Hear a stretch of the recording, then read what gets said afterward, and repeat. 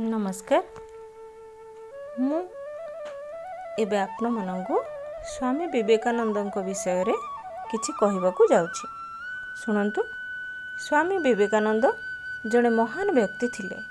से 1863 मसीहा जानुआरी 12 तारिख रे कोलकाता रे जन्मग्रहण करथिले।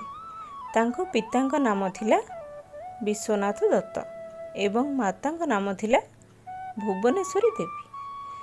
विवेकानंदଙ୍କର पिलाबेଳର नाम थिला नरेंद्रनाथ दत्त। से रामकृष्ण परमहंसଙ୍କର शिष्य थिले।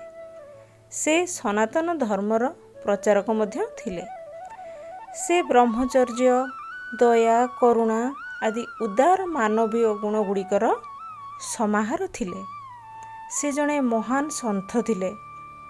से 1902 मसीहा जुलाई 4 तारिख रे देहत्याग करथिले। मु एबे विवेकानंदଙ୍କର किछि उपदेश आपण मानंकु कहबाकू जाउछि। शुणन्तु आउ शिखन्तु।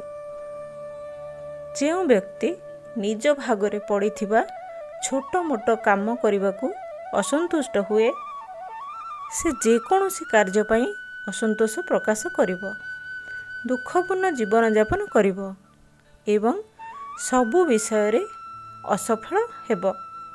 किंतु जेउ व्यक्ति निजर कर्तव्य को पूर्ण प्राण रे करिथाए, से शेष रे कृतकार्य हुए एवं उच्चतर कर्तव्य संपादन करिबा पई सुजोग लाभ करि पारे।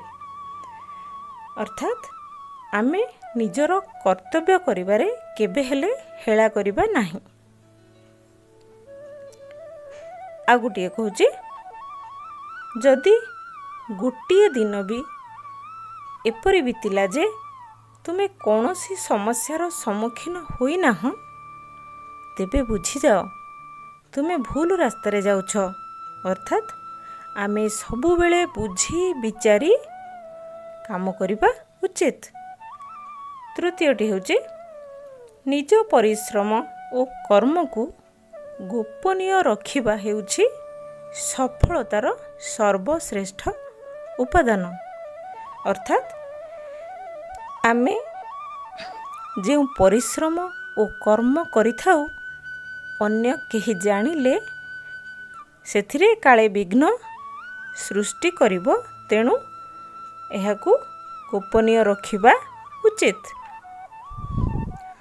चतुर्थरे, सफलता भाग्य सामना रे भिख मागिबा द्वारा मिली न थाए, निज परिश्रम द्वारा छड़े आनिबाकू पड़ी थाए।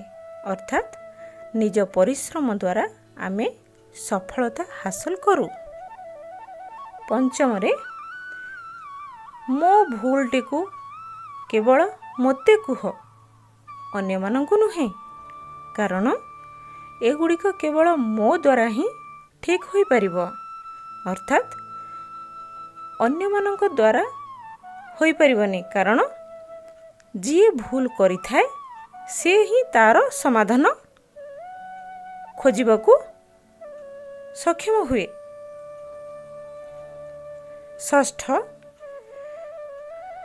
जीवन रे जेउ लोक माने आपणक ठारू दूरेइबाकू चाहंती, प्रथमे आपणकू सेमाने कौनसी एक माध्यम रे दोषी करि दियंती और तापरे निज दोष अन्य उपरे लदी दूरे जाती। अर्थात जो लोक माने आम सहित रहिबाकू चाहंती नहीं, सेमाने आमको दूरे दियंती कौनसी एक दोष आम उपरे लदी देई। सप्तम, जीवनर अन्य नाम संघर्ष। एही कथा को प्रायतः समस्ते जानती, किंतु संघर्षर अन्य नाम सफलता। एही कथाटी को खूब कम लोक बुझंती। आउ जेउ माने संघर्ष को डरंती नहीं, सबुबेले सेही माने ही दुनिया रे इतिहास रचि थांती। अर्थात आमर जीवन सबुबेले संघर्षमय। तेणु ଏହି ସଂଘର୍ଷମୟ ଜୀବନରେ ଯିଏ ଜିତିଛି ସିଏ ସଫଳତା ହାସଲ କରିଛି। ଅଷ୍ଟମ, ସବୁ କଷ୍ଟ ମଣିଷକୁ ଯନ୍ତ୍ରଣା ଦେଇନଥାଏ। ଏମିତି କିଛି କଷ୍ଟ ଅଛି ଯାହା ଏକା ସାଙ୍ଗରେ ଆଖିରୁ ଲୁହ ଝରାଏ ଆଉ ଓଠରେ ହସ ବି ଫୁଟାଏ, ଯାହାକୁ ମଣିଷ ସ୍ମୃତି ବୋଲି କହିଥାଏ। ଅର୍ଥାତ୍ ଅତୀତରେ ଘଟି ଯାଇଥିବା ଘଟଣାକୁ ସ୍ମୃତି ବୋଲି କୁହାଯାଏ। ଏହା ମନେ ପଡ଼ିଲେ ଏହା ଖୁସି ଦେଇଥାଏ ଆଉ ଆଖିରୁ ମଧ୍ୟ ଲୁହ ଝରାଇଥାଏ।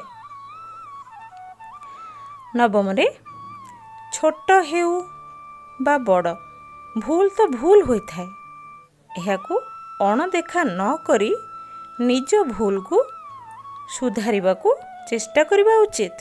କାହିଁକି ନା ଛୋଟିଆ କଣାଟିଏ ବଡ଼ ଡଙ୍ଗାକୁ ପାଣିରେ ବୁଡ଼େଇ ଦେବାର କ୍ଷମତା ରଖିଥାଏ।